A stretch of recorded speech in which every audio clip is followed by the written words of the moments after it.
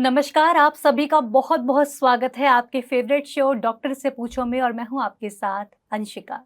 दर्शकों, आज Q&A session है। शुक्रवार के दिन डॉक्टर साहब आपके द्वारा भेजे गए कई सवालों के जवाब देते हैं और हमारी कोशिश हमेशा यही रहती है कि आपके सभी सवालों के जवाब डॉक्टर से पूछे जाएं और आपको बताए जाएं।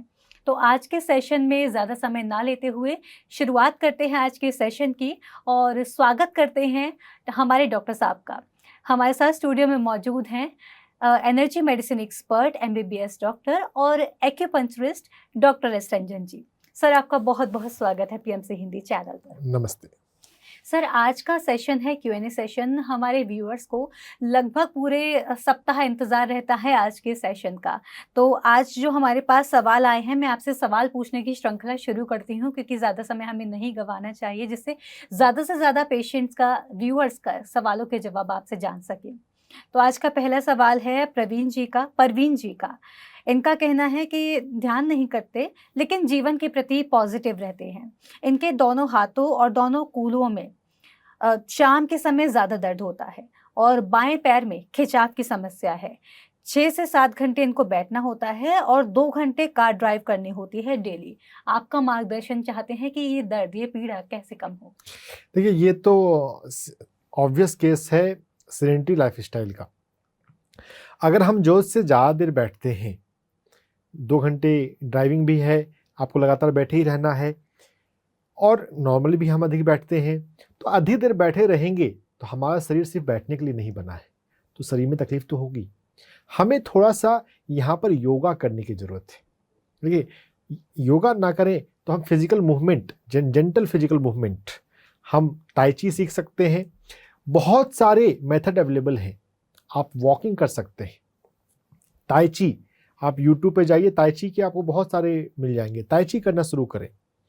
योग के अंदर पैर की तकलीफ होती है, कुल्हों की, तो पैर वैसे योगासन जिसमें पैरों का मूवमेंट होता है, जैसे हम पैरों की उंगलियों का मूवमेंट करते हैं। आप कुछ दिनों के लिए किसी योगा टीचर के प्रशिक्षण में, मार्गदर्शन में योग का अभ्यास कर लें, फिर बाद में खुद से करते रहें। मैं कुछ आपको बेसिक बातें बता देता हूँ कि हमें अपने फिंगर्स का मूवमेंट करना चाहिए। बटरफ्लाई मूवमेंट होता है, दोनों पैर को मोड़कर हम अपने नी को अप एंड डाउन मूवमेंट करते हैं, बटरफ्लाई मूवमेंट कर सकते हैं। वृक्षासन में खड़े होकर अपने एक पैर के तलवे को दूसरे पैर की जांघ पर लगाना होता है। आप वो वृक्षासन करें। थोड़ा वज्रासन में बैठें, और वज्रासन तो एक ऐसा आसन है जिसको भोजन के बाद भी किया जा सकता है। तो ऐसा कोई नहीं कि हम सुबह नहीं कर सकते, भोजन के बाद कीजिए। तो हमें थोड़ा सा योगा करना पड़ेगा, थोड़ा वॉकिंग किया करें। कभी कभी ना हम हमेशा से बैठे ना रहें, थोड़ा हम टहलें, थोड़ा पार्क, किसी भी पार्क में थोड़ा हम घूमने को जाएं। रोज नहीं जा सकते, कभी कभी जाएं।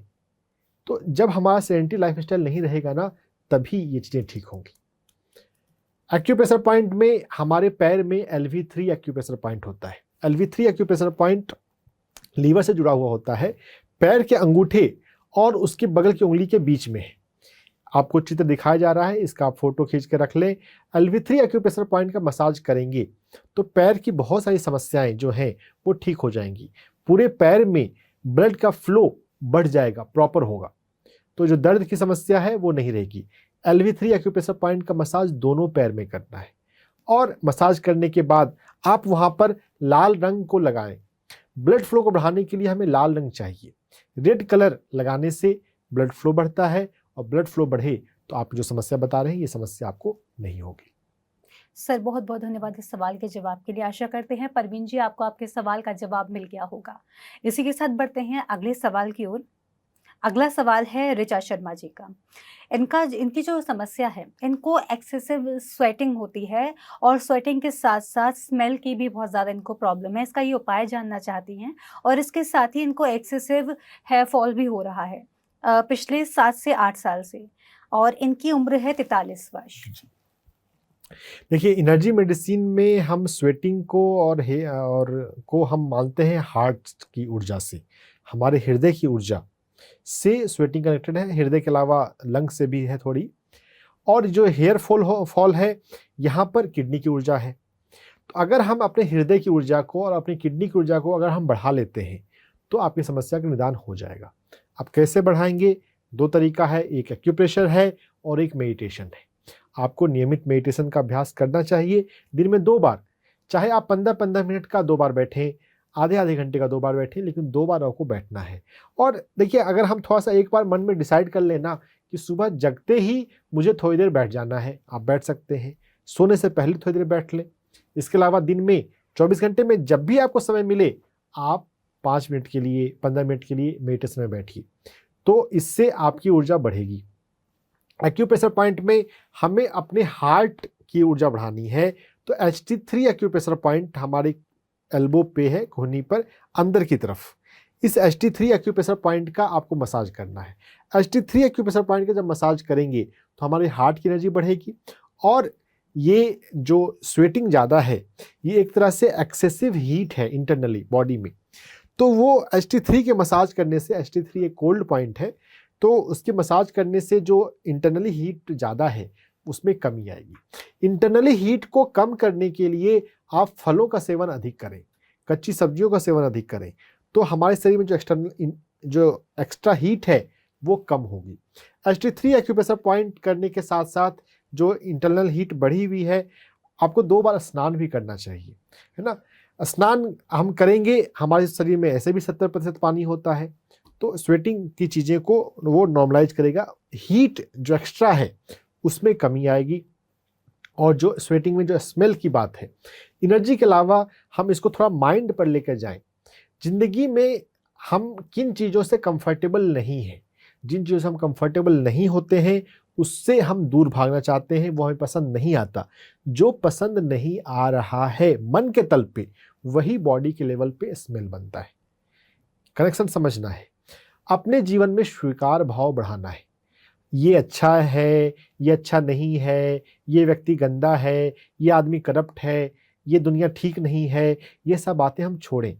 हम खुलकर प्रेम दें, खुलकर प्रेम दें लें, सबकी हेल्प करें, मुस्कुरा कर बात करें, थोड़ा मुस्कुराना सीखें। अपने जीवन में थोड़ा मुस्कुराने की आदत को बढ़ाएं। जब मुस्कुराने की आदत को बढ़ाएंगे ना, तो आपको ये समस्या ठीक होने लग जाएगी। थोड़ा हेल्प करने की अपने स्वभाव को बढ़ाएं, और किसी भी व्यक्ति को गंदा या निगेटिव ना बोले। दुनिया में भगवान ने सबको बनाया है ना। आपको जो व्यक्ति अच्छे लगते हैं उनसे आप अपने आप को जोड़ के रखें।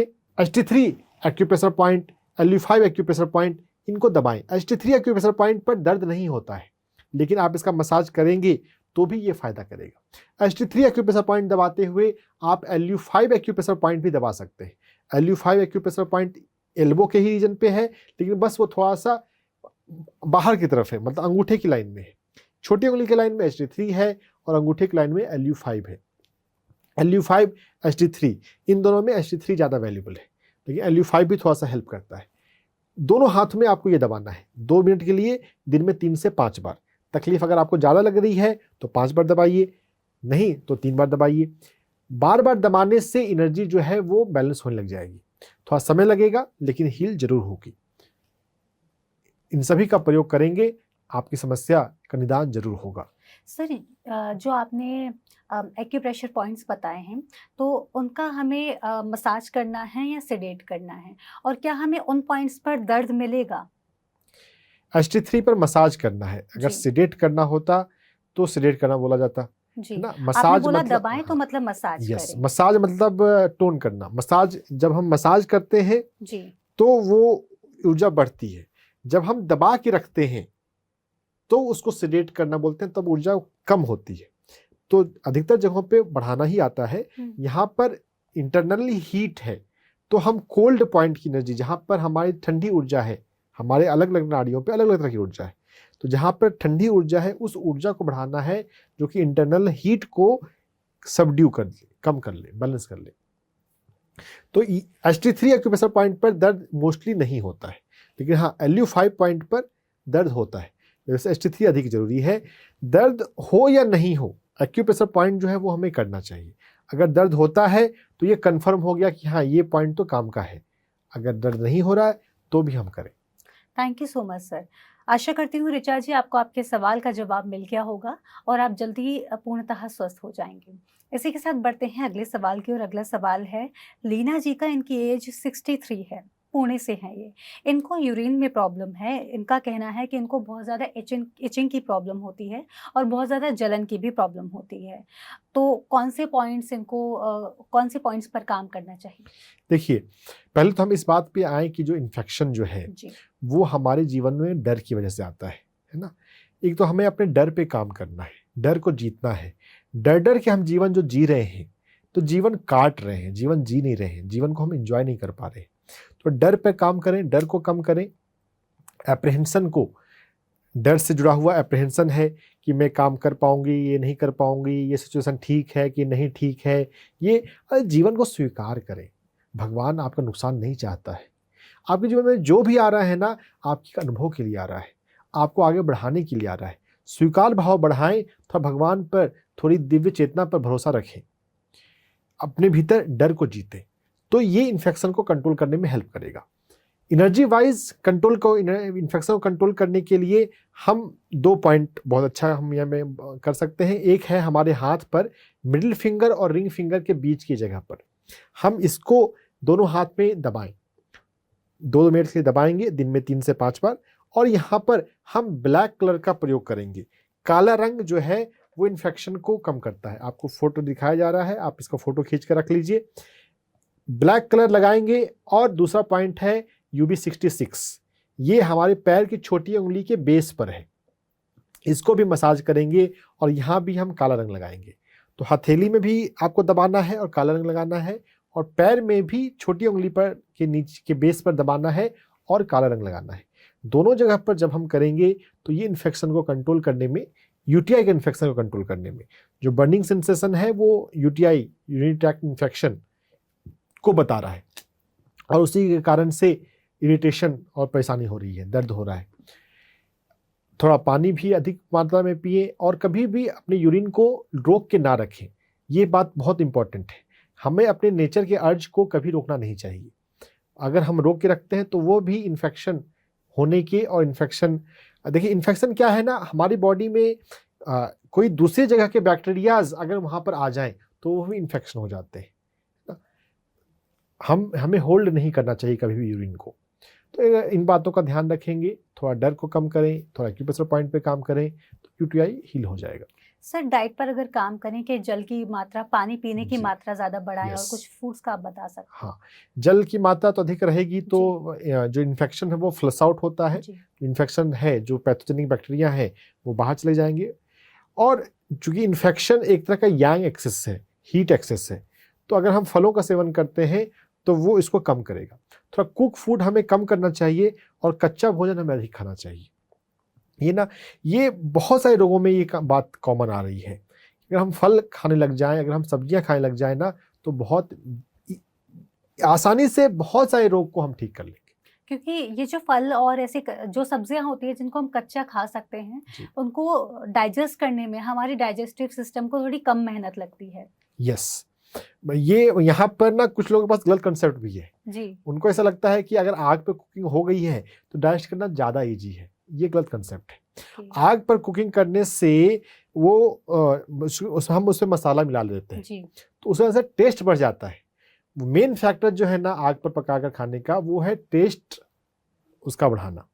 हाँ, अनाज के मामले में है कि वो हम उसको डाइजेस्टेबल बन जाता है। सब्जियों के मामले में ना ऐसा कुछ नहीं है। अगर सब्जियों को अगर कच्चा खा सकते हैं, जिन सब्जियों को खा सकते हैं, सभी सब्जियां नहीं खाई जा सकती हैं लेकिन बहुत सारी सब्जियां खाई जा सकती हैं, और फल तो हम बिल्कुल खा सकते हैं। तो अपने जीवन में फल और कच्ची सब्जियां, इनका सेवन अपने जीवन में बढ़ा लें। WHO कहता है कि हमें हर दिन 400 ग्राम फल खाने चाहिए, और DIP डाइट में कहा जाता है कि 700 ग्राम तक फल और सब्जियां हमें खानी चाहिए। सर बहुत बहुत धन्यवाद इस सवाल के जवाब के लिए। आशा करते हैं लीना जी आपको आपके सवाल का जवाब मिल गया होगा। इसी के साथ बढ़ते हैं अगले सवाल की ओर। अगला सवाल है करिश्मा तिवारी जी का, और ये सागर मध्य प्रदेश से हैं।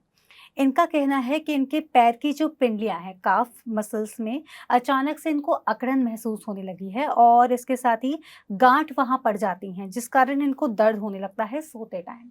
तो ये आखिर क्यों होते हैं?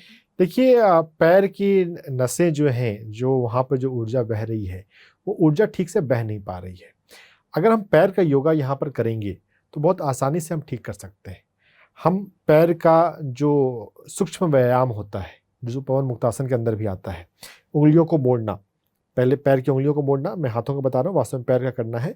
उंगलियों को मोड़ना, पंजों को मोड़ना, एंकल को मोड़ना, तो उसको हम आगे पीछे करें, लेफ्ट राइट करें, ये योग के अंदर आता है, योगाभ्यास के अंदर। तो आपको ये करना है, अपने पैर की उंगलियों को मोड़ना है, आगे पीछे करना है, अपने एंकल को आगे पीछे करना है, उसको सर्कुलर जितना मूव कर सकते हैं वो करना है, फिर बटरफ्लाई करना है। पैर के व्यायाम करेंगे, योगा करेंगे, तो इससे आपके पैर की नसें जो है वो खुली रहेंगी, है ना। एक्यूप्रेशर पॉइंट में हम LV3 एक्यूप्रेशर पॉइंट का मसाज करें। पैर में LV3 और SP6 दो एक्यूप्रेशर पॉइंट मैं आपको बता रहा हूँ। अगर आप इसका रेगुलर मसाज करेंगे तो आपकी ये समस्या ठीक हो जाएगी। LV3 एक्यूप्रेशर पॉइंट आपको स्क्रीन पे दिखाया जा रहा है, इसका आप फोटो खींच के रख लीजिए। पैर के अंगूठे और बगल की उंगली के बीच में है, ये दोनों पैरों में करना है। इसका मसाज 2-2 मिनट के लिए आप करेंगे, दिन में 3 से 5 बार। और जो दूसरा एक्यूप्रेशर पॉइंट है वो है SP6, स्प्लीन 6।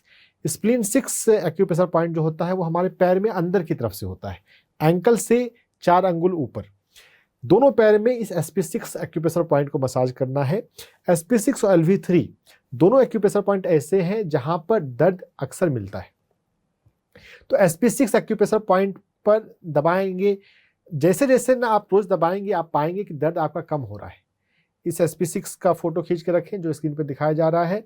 इस SP6 पे रोज दबाएंगे, LV3 पे रोज दबाएंगे, आप पाएंगे कि दर्द धीरे धीरे कम होता है। और जैसे जैसे दर्द आपका कम होगा, आपकी जो समस्या आपको जो ये आक्रमण की हो रही है, गांठों की हो रही है, उसमें भी कमी आएगी। एक्यूप्रेशर में एक ये खास बात है, जिन एक्यूप्रेशर पॉइंट पर दर्द होता है सभी एक्यूप्रेशर पॉइंट पर दर्द नहीं होते। तो अब कोई ऐसा पॉइंट होता है, जैसे अभी तो खैर SP6 और LV3 दोनों पे दर्द होने वाला पॉइंट है, लेकिन अगर एक्यूप्रेशर पॉइंट दबाते हुए दर्द नहीं भी हो रहा है तो ये एक्यूप्रेशर पॉइंट नहीं है, ऐसा नहीं सोचना चाहिए। बहुत सारे एक्यूप्रेशर पॉइंट पर दर्द नहीं होता है, लेकिन फिर भी वो हमारे लिए बहुत यूजफुल होते हैं। सर, तो आपसे जानना चाहूंगी कि आखिर ये पिंडलियों में अकड़न की जो समस्या है ये आखिर क्यों होने लगती है? उस पैर के उस रीजन में ब्लड फ्लो डिस्टर्ब हो रहा है और एनर्जी फ्लो डिस्टर्ब हो रहा है।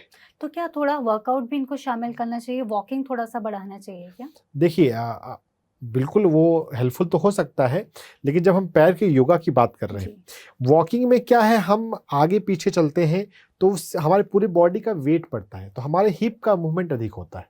जब हम पैर का योगा करेंगे तो पैर की उंगलियों का अधिक मूवमेंट है, एंकल का मूवमेंट है, नी का मूवमेंट है, तो वो ज़्यादा हेल्प करेगा ना। वैसे इन जनरल वॉकिंग अच्छा होगा।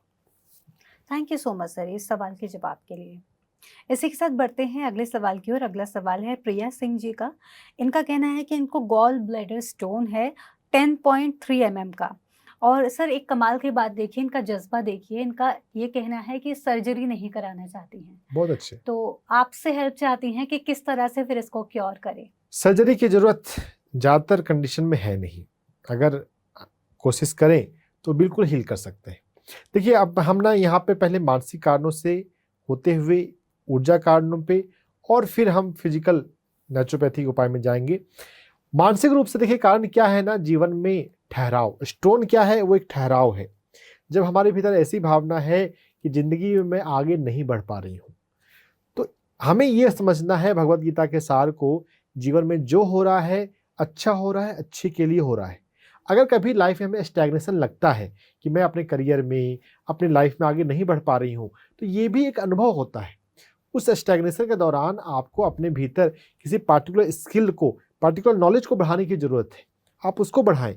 जब आपका समय आएगा तो प्रकृति आपको खुद ब खुद आगे लेकर जाएगी। कभी ये मन में नहीं सोचना चाहिए कि मैं आगे नहीं बढ़ रही हूँ। एक तो बात ये है, हमें अपने मन पे सोचने के ढंग में बदलाव लाना है। दूसरा, एक्यूप्रेशर पॉइंट की मैं बात करूँ तो गॉल ब्लैडर की नाड़ी ना हमारे पैरों में आती है, तो हमारे पैर की छोटी उंगली के बगल वाली उंगली में वो जाती है।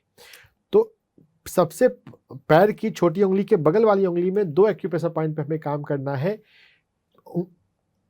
जो थर्ड टो है, छोटी उंगली फोर्थ टो, थर्ड टो के बेस पर जो पॉइंट है उसे हमें सिडेट करना है, उसे हमें लगातार दबा के रखना है। और जो विंड पॉइंट है GB41, आपको स्क्रीन पे दिखाया जा रहा है, इसका आप फोटो खींच के रख लीजिए। जो विंड पॉइंट है GB41 उसे हमें टोन करना है 2-2 मिनट के लिए, दिन में 5 बार। दोनों जगह पे आप ग्रीन कलर और रेड कलर अल्टरनेट डे की बेसिस पर 6-6 घंटे के लिए लगा के रखें। हाथ से मसाज भी करें, सिडेट करें जो छोटी उंगली के बेस पर है GB43, और GB41 को टोन करें। टोन और सिडेट का ध्यान रखना है, GB43 को हमें सिडेट करना है, GB41 को टोन करना है। जब हम समझ कर करेंगे तो हम फायदा ले पाएंगे। GB43 को जब हमने सिडेट किया तो हम हाथ में भी TW2 पॉइंट जो हमारे रिंग फिंगर के बेस पे है, इसको हम सिडेट कर सकते हैं। सिडेट करने के लिए हम लगातार दबाव देते हैं, और यहाँ पर लाल रंग भी हम लगा सकते हैं।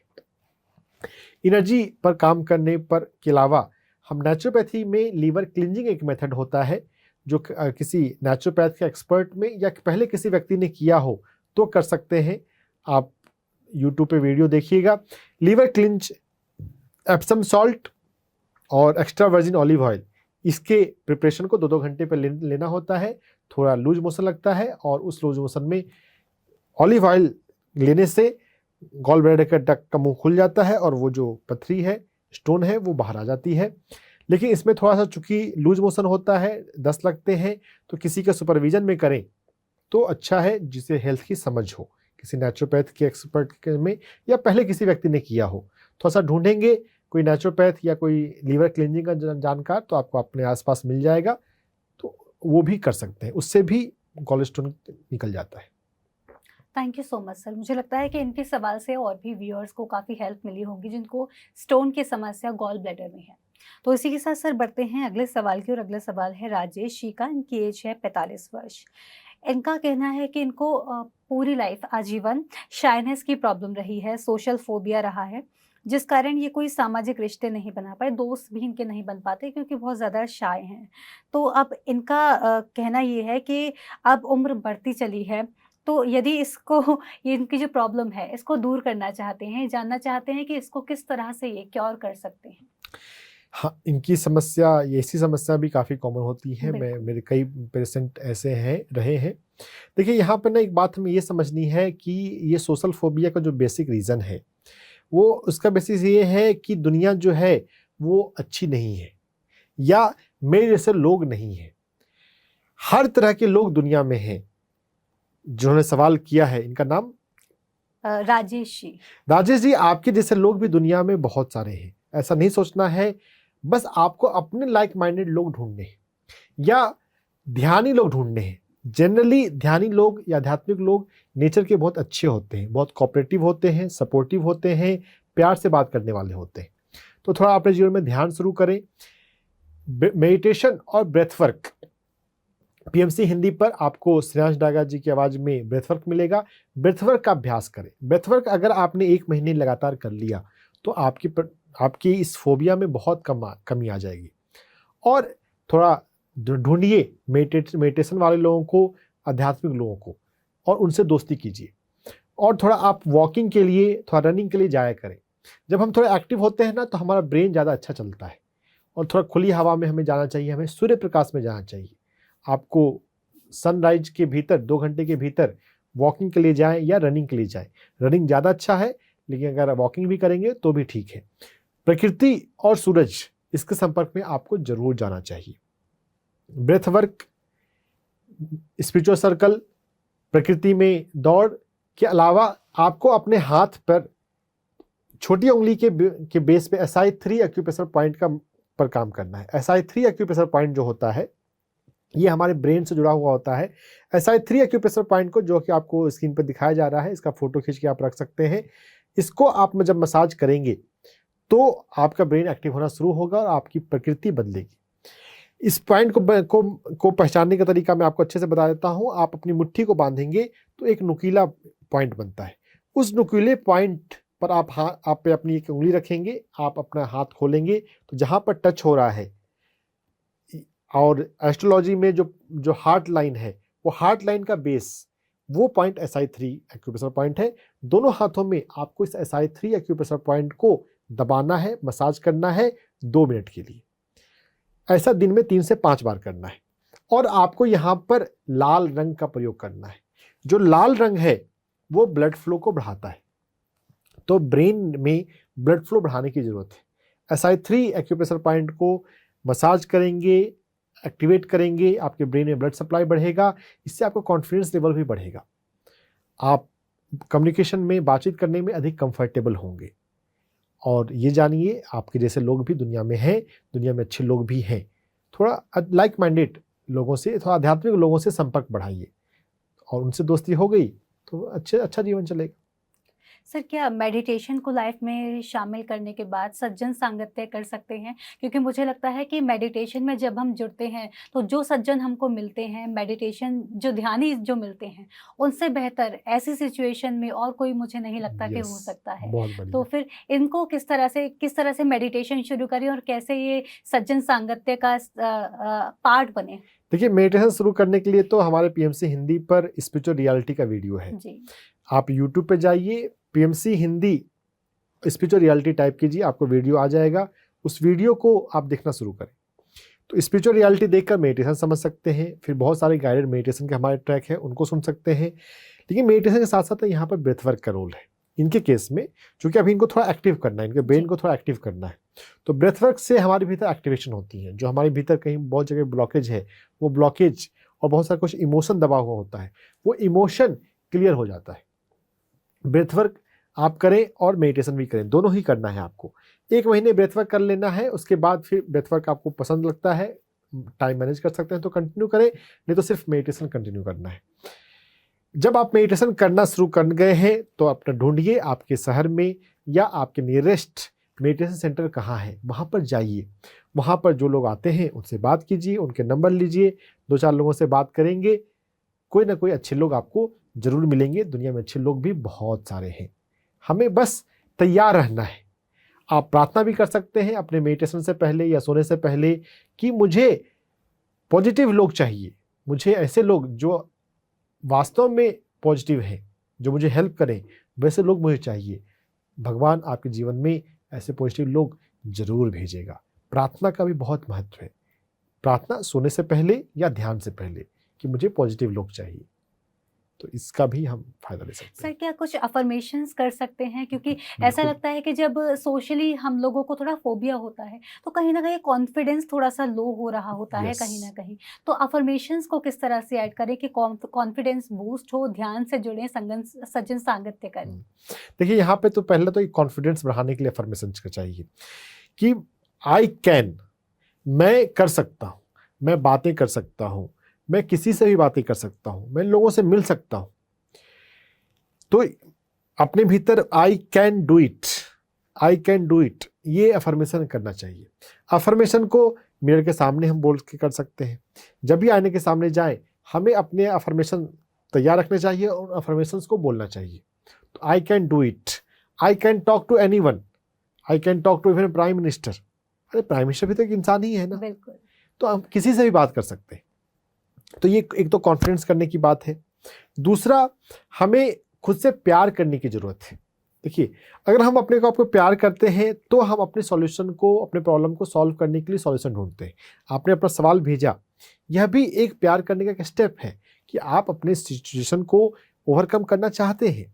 अब इसी में और इंटेंसिटी बढ़ानी है, खुद से बोलना है मैं खुद से प्यार करता हूँ। अपने हार्ट पे अपने हृदय पर हाथ रखें और यूनिवर्स को मैसेज दें, मैं खुद से प्यार करता हूँ, मैं खुद से बहुत प्यार करता हूँ, I love myself, I take care of myself. तो जब हम इस तरह से सेल्फ लव का अफर्मेशन दोहराएंगे, यूनिवर्स में सेल्फ लव का वाइब्रेशन देंगे, तो यूनिवर्स भी रिस्पॉन्ड करता है। हम जैसे वाइब्रेशन रिलीज करते हैं, यूनिवर्स हमें वैसे वाइब्रेशन लौटाता है। जब हम खुद से प्यार करते हैं तो हमारी ज़िंदगी में वैसे लोग आएंगे जो खुद से प्यार करते हैं, और वैसे लोग आएंगे तो आप अच्छा महसूस करेंगे, आप बेहतर महसूस करेंगे। पॉजिटिव लोग आपके जीवन में आ जाएंगे, आपकी समस्या बहुत आसानी से ठीक हो जाएगी। बहुत बहुत धन्यवाद सर इस सवाल के जवाब के लिए। आशा करते हैं राजेश जी आपको आपके सवाल का जवाब मिल गया होगा और इसके साथ ही आप जल्द ही ये जो सोशल फोबिया का डर आपके दिमाग में बैठ गया है, इससे जल्द ही बाहर आएँगे और पूर्णतः स्वस्थ हो जाएँगे। आपको करना क्या है, जैसे कि सर ने अभी बताया, आपको ध्यान को अपने जीवन में लाना है, अफ़र्मेशंस करने हैं और सज्जन सांगत्य करना है। जैसे कि सर ने बोला, कहीं न कहीं हमको यदि सोशल फोबिया होता है तो ये डर होता है कि हमारे जैसे लोग हमें बाहर मिलेंगे या नहीं। तो एक बार बस आप ध्यान से जुड़कर देखिए, सज्जन सांगत्य कीजिए, तब आपको पता चलेगा कि कितने अच्छे-अच्छे लोग दुनिया में मौजूद हैं और सभी लोग आपकी हर समस्या में हेल्प करने के लिए, आगे आने के लिए भी तैयार हैं। तो बस भरोसा रखिए, मेडिटेशन कीजिए और अफ़र्मेशंस कीजिए। आशा है कि जल्द ही आप इस समस्या से बाहर आएँगे। सर इसी के साथ बढ़ते हैं अगले सवाल की ओर। अगला सवाल है श्रेया जी का।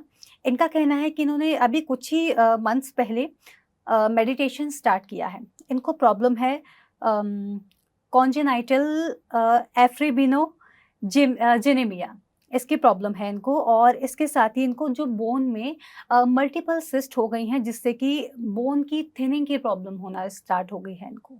तो अब इसके लिए आपसे ये हेल्प चाहते हैं। देखिए, ये एक कंजेनिटल कंडीशन इन्होंने लिखा है, जी। मतलब जीन की ये समस्या है। यहाँ पे हमें समझने की ज़रूरत है कि जो मेडिकल में कहा जाता है कि जीन की समस्या है, जी। उसको हम घबराने की ज़रूरत नहीं है। जेनेटिक कंडीशंस को भी हम हील कर सकते हैं। तो पहले तो यहाँ पे विश्वास चाहिए। सवाल भेजा है, ये अपने आप में काबिल तारीफ बात है। आपके भीतर, और अगर बच्ची है तो साथ में पेरेंट्स का, क्योंकि बच्चों के मामले में पेरेंट्स के बिलीफ सिस्टम ही तो बच्चे को इन्फ्लुएंस करते हैं। तो बच्चे, पेशेंट को और पेशेंट्स के पेरेंट को, दोनों को ये विश्वास रखने की ज़रूरत है कि बीमारी ठीक हो सकती है। विश्वास बहुत बड़ी चीज़ है। अगर विश्वास है तो आप राइट एफर्ट लेंगे, राइट वे में लेंगे, मेहनत करेंगे और यहाँ पर आपको थोड़ा अपोजिशन भी मिलेगा। क्योंकि जो मेन स्ट्रीम मेडिकल में तो ऐसा बात नहीं बोलेंगे, वो तो बोलेंगे लाइफ लॉन्ग ये ऐसा चलेगा, लाइफ लॉन्ग प्लाज्मा थेरेपी चलेगी, लाइफ लॉन्ग ये सिचुएशन फेस करनी पड़ेगी। उनकी बातों को अपने ऊपर हावी नहीं होने देना है। देखिए, मेन मेडिकल स्ट्रीम जो है ना, उसके पास अपना एक ज्ञान है और उस ज्ञान में बहुत फियर है, लेकिन दुनिया में सिर्फ वही ज्ञान नहीं है। इपिजेनेटिक्स समझकर आप इसको हील कर सकते हैं। इपिजेनेटिक्स कंसेप्ट को आपको समझना है। इपिजेनेटिक्स पे आपको हमारे डेडिकेटेड एपिसोड मिलेंगे, उसको आप देखिएगा। मेन बात मैं बता देता हूं कि हमें अपने माइंड को और अपने डाइट को बदलना है। माइंड को बदलने से, डाइट को बदलने से आप हील हो सकते हैं। डाइट में बदलने में मिलेट्स का सेवन शुरू करना है। मिलेट्स का खमीर सबसे अच्छा है। मिलेट्स का खमीर लेने से आपकी बॉडी में इंटरनली गट बैक्टीरियाज, माइक्रोबायोम चेंज होने लग जाएंगे। 6 महीने आपने मिलेट्स का खमीर लिया, आप पाएंगे इससे आपको बहुत फायदा होता है। खमीर के अलावा आप खिचड़ी भी ले सकते हैं, लेकिन खमीर ज़्यादा हेल्प करेगा। खमीर पर ज़्यादा फोकस करें। मिलेट डाइट के अलावा आपको अपने मन पर यह काम करना है। यहाँ पर क्या हो रहा है, फाइब्रोजेन नहीं बन रहा है। ये एक तरह का एनीमिया है। एनीमिया वैसे हम कहते हैं हीमोग्लोबिन की कमी को, लेकिन यहाँ पे फाइब्रोजेन की कमी है। फाइब्रोजेन का उपयोग होता है हमारे खून को जमाने के लिए, तो खून जमने की समस्या होती है। अब यहाँ पे कोई particular cell, particular blood component हमारी बॉडी में नहीं है। अब यहाँ इसका कोरिलेशन अगर हम माइंड से सोचेंगे तो जीवन में यह विचारधारा कि मेरे जीवन में कमी है। भगवान किसी को कम नहीं देता। अध्यात्म का ये एक बहुत बड़ा रहस्य है। हर एक व्यक्ति अपने जीवन में जैसी मेहनत करता है और जैसी सोच रखता है वैसा पाता है। किसी को कम नहीं मिलता, किसी को ज़्यादा नहीं मिलता। तो आपके मन में कोई भी पॉवर्टी कॉन्शियसनेस है कि मेरे जीवन में कमी है, इसको आपको ओवरकम करना है। भगवान को शुक्रिया देना शुरू करें। अरे जीवन में अब बहुत कुछ है हमारे पास, हम देख सकते हैं, हम खाना खा सकते हैं, हम सुन सकते हैं। इन सभी चीज़ों के लिए भगवान को शुक्रिया अदा करना शुरू करें। जब हम ग्रैटिट्यूड देते हैं, धन्यवाद देते हैं, तो हम डिवाइन के ज़्यादा नज़दीक पहुंचते हैं। हमारी वाइब्रेशन फ्रीक्वेंसी बढ़ने लगती है और जब वाइब्रेशन फ्रीक्वेंसी बढ़े तो हमें अधिक बातें समझ में आती है। यह बात समझना कि जीवन में कोई कमी नहीं है। हाँ, ब्लड में फाइब्रोजन की कमी है, लेकिन यह कमी हमारे किसी बिलीफ सिस्टम से जुड़ी हुई है। और जब हम अपने बिलीफ सिस्टम में उस कमी को छोड़ देंगे, इस बात से बाहर निकल जाएंगे कि मेरे जीवन में कमी है, प्रार्थना करने से भी कमी को पूरा किया जा सकता है। मेरे जीवन में परिवर्तन होगा, परिवर्तन होने वाला है, परिवर्तन हो रहा है, ऐसा सोचना शुरू करना है। अपने जीवन में ध्यान शुरू करना है, ध्यान में बैठना है, बच्ची को भी और बच्ची को पेरेंट्स को भी, इनफैक्ट पूरे फैमिली को। कोई भी बड़ी बीमारी होती है ना, ये एक बड़ी बीमारी के केस की तरफ मैं ले रहा हूँ। वैसे एनर्जी मेडिसिन या स्पिरिचुअल मेडिसिन में ये बड़ी बीमारी नहीं है, लेकिन एलोपैथी सिस्टम के अनुसार ये एक बड़ी बीमारी है। हर एक बड़ी बीमारी में पूरे परिवार को साथ में ध्यान में बैठना चाहिए। सुबह में, शाम में, कोई भी आधे घंटे का 40 मिनट का समय आप बांध लें, जिस समय परिवार के सभी लोग इकट्ठे ध्यान में बैठेंगे। तो यहाँ पे ना एक ग्रुप कर्मा का भी कंसेप्ट समझने की जरूरत है। कोई ऐसी बीमारी जिसमें पूरे फैमिली को सफर करना पड़ता है, सिर्फ उस पेशेंट का कर्मा नहीं है, पूरे परिवार का कर्मा है। और पूरे परिवार का कर्मा जब हम ग्रुप मेडिटेशन में बैठते हैं उससे ओवरकम होता है। हम जब सेवा करते हैं, हेल्प करते हैं, उससे कर्म बैलेंस होते हैं। ग्रुप मेडिटेशन एक नियम बनाए, ग्रुप मेडिटेशन में बैठना है, ग्रुप प्रेयर करना है, धन्यवाद देना है। जो भोजन, बहुत परिवार में ये परंपरा रही है या अभी भी है कि एक साथ भोजन करने को बैठते हैं। ये एक बहुत अच्छी आदत है। अगर किसी परिवार में है तो अपने परिवार में ये शुरू करें कि भोजन, कोई एक भोजन, एटलीस्ट डिनर, या अगर दोनों कर सकते हैं तो दोनों, लंच या डिनर, हमें एक साथ बैठ के करना है। भोजन करने शुरू करने से पहले हमें प्रार्थना करनी है, धन्यवाद देना है। आपके मन में अगर कोई कमी का भाव है, उस कमी को छोड़ें। भगवान किसी को कम नहीं देता। भगवान को के पास क्या कमी है जो कम देगा? हाँ, कम हम अपने बिलीफ के कारण नहीं ले पाते। जितना हम ध्यान को अपनाएंगे, जितना हम ग्रैटिट्यूड को अपनाएंगे, जैसे जैसे हमारी वाइब्रेशन फ्रीक्वेंसी बढ़ेगी, हमें ये बात समझ में आएगी कि भगवान तो कम नहीं दे रहा, हम अपने बिलीफ के कारण से ले नहीं पा रहे। भगवान देने को तैयार है, आप लेने को तैयार बने। और लेने को तैयार बनने के लिए आपको ध्यान सीखना पड़ेगा, ध्यान करना पड़ेगा। ग्रुप मेडिटेशन, ग्रुप प्रेयर करना है। मैं एक्यूप्रेशर पॉइंट पर आऊं तो यहाँ पर जो बोन सिस्ट है, बोन वीक हो रहे हैं, बोन पतले हो रहे हैं, तो यहाँ पे किडनी पर हमें काम करना है, K6 एक्यूप्रेशर पॉइंट पर। वैसे पूरी किडनी मेरिडियन बोन पे से जुड़ी हुई है, हम किडनी के हर एक पॉइंट पे काम कर सकते हैं, लेकिन सबसे ज़्यादा हमें K6 एक्यूप्रेशर पॉइंट पे काम करना है। बाएं पैर और दाएं पैर का भी ध्यान रखना है। चूंकि लड़की है तो राइट पैर के K6 पे करना है। बाएं पे भी कर लेंगे, कोई नुकसान नहीं है, लेकिन दाहिने पर अधिक करना है। दाहिने पैर के K6 एक्यूप्रेशर पॉइंट पे, जो आपको इमेज स्क्रीन पर दिखाया जा रहा है, फोटो खींच के रखें। एंकल के नीचे इस एक्यूप्रेशर पॉइंट का मसाज करें और यहाँ पर काला रंग का प्रयोग करना है, ब्लैक कलर। कलर का प्रयोग दिन में किया जाता है, 6 घंटे के लिए किया जाता है। जब आप इसका मसाज करेंगे, ब्लैक कलर लगाएंगे, किडनी एक्टिव होगी, और जो जो किडनी एक्टिव होगी ना, बोन हेल्दी होने लग जाएंगे। किडनी को एक्टिव करने के लिए मिलेट डाइट्स आप लेंगे, उससे भी किडनी एक्टिव होगी। हमें राजमा लेना है और मखाना लेना है। राजमा और मखाना किडनी के लिए, और मकई, बेबी कॉर्न, बेबी कॉर्न, ये हमारी किडनी के लिए बहुत अच्छे हैं। तो इसको अपने डाइट में शामिल करें। जो जो किडनी मजबूत होगी, बोन की समस्या ठीक होने लग जाएगी। और जो हेरिडिटरी समस्या है, हेरिडिटरी समस्याओं में हमें SP4 पर काम करना पड़ता है। SP4 एक्यूप्रेशर पॉइंट को हमें मसाज करना है और यहाँ पर हल्दी लगाना है। हल्दी अगर आप मसाज ना भी करें तो SP4 एक्यूप्रेशर पॉइंट पे आप हल्दी लगाकर 6 घंटे के लिए छोड़ दें। हल्दी को पानी में घोलें और हल्दी का लेप SP4 एक्यूप्रेशर पॉइंट पे दोनों पैर पर लगाकर छोड़ दें। हल्दी अपने आप SP4 की एनर्जी को बैलेंस करेगी।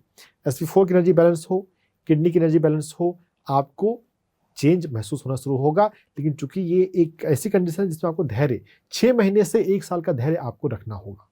अगर आप 1 साल 6 महीने कर सकते हैं, आपको परिवर्तन जरूर महसूस होगा। हीलिंग गारंटेड है। Thank you so much sir इस सवाल के जवाब के लिए। आशा करती हूँ श्रेया आपको आपके सवाल का जवाब मिल गया होगा। इसी के साथ ही सर जैसे कि आपने बोला कर्मा बैलेंस की भी आपने बात की, तो जी। यदि अगर आप कर्मा को भी समझना चाहते हैं तो हमारे चैनल पर कर्म सिद्धांत पर आधारित सीरीज उपलब्ध हैं, आप उसे देख सकते हैं। कर्म सिद्धांत हमारा एक शो है जिस पर कर्म से रिलेटेड सब कुछ आपको मिल जाएगा। कर्म को समझने के लिए आप कर्म सिद्धांत पर आधारित कर्म हमारा शो देख सकते हैं। इसी के साथ सर बढ़ते हैं आज के अगले सवाल की ओर। अगला सवाल है सुनीता जी का। इनकी उम्र 51 वर्ष है, बिहार से हैं ये। 15 साल से इनको थायराइड की प्रॉब्लम है। कोई टैबलेट लेती हैं जिसकी वजह से कम या ज़्यादा होने लगता है। पूरी बॉडी में इनको इचिंग भी होने लगती है और इसके साथ ही 10 साल से इनको माइग्रेन भी है, गैस की प्रॉब्लम रहती है और अगर ब्रेकफास्ट में थोड़ा भी लेट हो जाता है तो उनको हेडेक भी होने लगता है। तो काफ़ी सारी समस्याएं हैं, आपसे समाधान चाहती हैं। देखिए नाम इनका क्या बताया? सुनीता जी। हाँ, देखिए सुनीता जी, आप इतने लंबे समय से मेडिसिन खा रहे हैं, आपको तब तक समझ में आ गया होगा कि मेडिसिन से तो इलाज नहीं होता। तो हम मेडिसिन पर डिपेंडेंट रहने की भावना को छोड़ें कि मेडिसिन से मेरी बीमारी कम हो सकती है, बल्कि बीमारी और बढ़ती है, क्योंकि बहुत सारे मेडिसिन के साइड इफेक्ट होते हैं। थायराइड की जो मेडिसिन ले रहे हैं उसके साइड इफेक्ट से बहुतों को ब्लड प्रेशर की समस्या शुरू हो जाती है। तो आपको मेडिसिन पर अपनी डिपेंडेंसी के माइंडसेट को पहले छोड़ना है कि दवाइयों में समाधान नहीं है, दवाइयों में इलाज नहीं है। इलाज कहाँ है? इलाज मन में है और इलाज ऊर्जा में है, इलाज लाइफस्टाइल में है, इलाज मेडिटेशन में है, इलाज स्पिरिचुअलिटी में है। अपने मन पर काम करें, खुश रहना सीखें, अपने आप को व्यक्त रहना सीखें, रिलैक्स रहना सीखें। जो सरदर्द की समस्या आप बता रहे हैं, सरदर्द की का जो रोग होता है वो रिलैक्स नहीं रहने के कारण होता है। रिलैक्स रहने के लिए आप जमीन पर लेटा करें, जमीन पर बैठकर भोजन करें, ध्यान में बैठें, ध्यान के बाद आप 10 मिनट के लिए जमीन पर लेटें, पार्क में जाएं, पेड़ पौधों के पास जाएं, पेड़ पौधों को हग करके आप 10 मिनट रहें। प्रकृति में रहने से, पेड़ पौधों को हग करने से, जमीन पर बैठकर भोजन करने से, ध्यान के बाद जमीन पर लेटने से, इन सभी करने से आपके भीतर पृथ्वी प्राण बैलेंस होने लगेगा। इस सरदर्द की समस्या ठीक होगी, टैबलेट से तो ठीक नहीं होगा, यह आपको रियलाइज होने लग गया है। दवाओं में सॉल्यूशन मत ढूंढें, एनर्जी में ढूंढें। सर दर्द के लिए आपको पृथ्वी से जुड़ना है। आप योग निद्रा का अभ्यास कर सकते हैं पृथ्वी प्राण को बढ़ाने के लिए। योग निद्रा में हम लेट के अपने शरीर के एक एक हिस्से को रिलैक्स करते हैं। यूट्यूब पे आपको मेरी आवाज़ में योग निद्रा मिल जाएगा। मेरी आवाज़ में के अलावा बहुत सारे योग शिक्षकों ने अपनी अपनी आवाज़ में योग निद्रा रखा हुआ है। योग निद्रा आप कर सकते हैं। योग निद्रा से सर दर्द कम होता है। एक्यूप्रेशर पॉइंट में अगर सर दर्द कम करना चाहें तो हमारे हाथ में PC6 एक्यूप्रेशर पॉइंट होता है। कलाई से 3 अंगुल के डिस्टेंस पे अंदर की तरफ दोनों हाथ में इस PC6 एक्यूप्रेशर पॉइंट को मसाज करना है। जब आप इसको रेगुलर मसाज करेंगे तो आपका इसका सर दर्द कम होगा। यहाँ पर आप काला रंग लगाकर भी रख सकते हैं। काला रंग लगाने से भी पृथ्वी प्राण जो है वो संतुलित होता है। लेकिन यह सर दर्द का मूल कारण जो है वो समझना है, आपका थायराइड हार्मोन का इम्बैलेंस होना है। तो जब तक थायराइड हार्मोन बिना दवाओं के कंट्रोल नहीं होगा तब तक आप पूरी तरह से ठीक नहीं हो पाएंगे। सर दर्द तो एक लक्षण है जो भीतर के इम्बैलेंस को दिखा रहा है। सर दर्द जब है तो उसको कंट्रोल करने के लिए हमने PC6 एक्यूप्रेशर पॉइंट किया, हमने पेड़ को हक किया, जमीन पे हम लेटे, ये सभी विधियों का प्रयोग किया। लेकिन थायराइड को कंट्रोल करने के लिए थायराइड पे हमारा डेडिकेटेड एपिसोड है 1 घंटे का, आप उसको देखें। उसमें जो जो बातें बताई गई हैं, हमारे गले में थायराइड ग्लैंड है उसका मसाज बताया गया है, हमारी कलाई में अंगूठे के नीचे जो स्वेलन पार्ट है इसका मसाज बताया गया है, TW3 है, TW5 है, बहुत सारे एक्यूप्रेशर पॉइंट बताए गए और साथ ही साथ अपने दिल की बातों को व्यक्त करने को बताया गया है। थायराइड का एक कारण होता है हम अपने मन की बातों को, अपने दिल की बातों को सही ढंग से सही समय पर व्यक्त नहीं करते। यह सोचते रहते हैं सामने वाला व्यक्ति क्या सोचेगा, वो कहीं बुरा तो नहीं मान जाएगा। यह सोच कर हम अपने मन को दबा लेते हैं। ये दबाने की आदत को छोड़ना है। हमें बात करने के ढंग को समझना है, अपनी बातों को कभी दबाना नहीं है। जब बोलने का मन करे सही शब्दों का प्रयोग करें, आप गुस्से में ना बोलें, टू द पॉइंट बोलें, जितना जरूरी है उतना बोलें, लेकिन जरूर बोलें। ज़्यादा बोलेंगे तो व्यक्ति गुस्सा होगा ना, अगर हम ऊंची आवाज़ में बोलेंगे तो व्यक्ति गुस्सा होगा, अगर सही बात बोलेंगे तो सामने वाला व्यक्ति गुस्सा नहीं होगा। तो अपने दिल की बातों को, मन की बातों को दबाना नहीं है, बोलने का ढंग, कम्युनिकेशन करने का ढंग सीखना है, आपका थायराइड ठीक होना शुरू हो जाएगा। थायराइड पे और भी बहुत कुछ करना है, आप हमारा वो एपिसोड देखिएगा, 1 घंटे का एपिसोड आपको यूट्यूब पे मिल जाएगा, उसमें जो जो बातें बताई गई हैं उसे करेंगे, आपका थायराइड ठीक होगा। इन सभी का प्रयोग करें, आप हेल्दी हो जाएंगे। Thank you so much sir इस सवाल के जवाब के लिए, और जो सब चीज़ें आपने बताई कि इनको पृथ्वी से जुड़ना है, तो कहीं ना कहीं वक्त के साथ हम लोग नेचर से दूर होते चले आ रहे हैं। जी, हमें जहाँ नेचर से जुड़ना चाहिए, हम टाइल्स से जुड़ रहे हैं कहें तो। यस, क्योंकि पहले के ज़माने में जब हमारे घर हुआ करते थे वो मिट्टी के हुआ करते थे और गोबर का उस पर लेप किया जाता था, तो वो भी हम पृथ्वी, जब हम घर पर सोते थे तभी भी हम पृथ्वी से ही जुड़ रहे होते थे। जी, फर्श पर लेटते थे, मिट्टी के बर्तन में भोजन कर बना रहे हैं और खा भी रहे हैं, तो मुझे लगता है इन सब चीज़ों से भी काफ़ी असर पड़ता है। बिल्कुल पड़ता तो है। सर आपसे थोड़ा सा समझना चाहूँगी कि क्या हम लोगों को पृथ्वी से जुड़ने के लिए, क्योंकि हम, मुझे नहीं लगता कि ये किसी पर्टिकुलर बीमारी में ही काम आएगा, हम सभी को जुड़ना चाहिए पृथ्वी से। तो ऐसी सिचुएशन, मतलब कि जब हमें पृथ्वी से जुड़ना है तो हम सबको किस तरह से पृथ्वी से जुड़ना है, जो हम थोड़ा थोड़ा टाइम चुरा कर अपने बिजी स्केड्यूल में से निकालें और पृथ्वी से जुड़े। बहुत अच्छी आवाज़ उठाई अंशिका जी आपने। देखिए यहाँ पे ना हमें थोड़ा सा समझ ले, 3 ऊर्जा का कंसेप्ट है, जी पृथ्वी प्राण, सूर्य प्राण और कॉस्मिक प्राण, जी कॉस्मिक एनर्जी। कॉस्मिक एनर्जी हम मेडिटेशन में लेते हैं, और जो पृथ्वी प्राण है हम पृथ्वी से लेते हैं, भोजन के माध्यम से भी हम पृथ्वी प्राण को थोड़ा सा लेते हैं, लेकिन हम डायरेक्ट भी ले सकते हैं, कोई भोजन पर निर्भर होने की जरूरत नहीं है। सूर्य प्राण हम सूर्य से डायरेक्ट ले सकते हैं। तो कौन से रोग में कौन से प्राण की कमी है, ये थोड़ी समझने की बात है ना, उसके लिए ही मैं हूँ। नेचुरोपैथी में हम इन बातों को जानते हैं। अभी पृथ्वी प्राण को बढ़ाने की बात है, तो पृथ्वी के संपर्क में जाना है, पृथ्वी पर लेटें, पृथ्वी पर बेयरफुट वॉकिंग करें, पृथ्वी मिट्टी पर, घास पर खाली पैर चलें। 15 मिनट के लिए आप मिट्टी पर या घास पर खाली पैर चलते हैं तो आपका पृथ्वी प्राण जो है वो संतुलित होने लगता है। पृथ्वी प्राण अपने आप संतुलित होता है, अपने आप आपके जीवन में आता है। आपको पृथ्वी प्राण संतुलित करने के लिए मिट्टी पर, घास पर चलना है, नहीं चल सकते तो कहीं जाकर एक जगह बैठ जाए, है ना। बैठकर आप भाव कर सकते हैं, अपने पैर तलवों को जमीन पर रखे रहें और भाव करें कि पृथ्वी से प्राण ऊर्जा आपके पैरों में आ रही है, आपके तलवे में आ रही है, आपके पैरों में आ रही है, आपके काफ मसल्स में, थाई में और फिर पूरी बॉडी में आ रही है। हम भाव से प्राण ऊर्जा को अपने में खींच सकते हैं। भाव में बहुत ताकत होती है, यद भावम तद भवति, जैसा भाव होता है वैसा होने लगता है। Energy follows the attention. पृथ्वी से, भाव से भी हम ऊर्जा उठा सकते हैं। नहीं भी भाव करें, हम डायरेक्ट प्रकृति में जाएंगे तो प्रकृति से ऊर्जा आने लग जाएगी।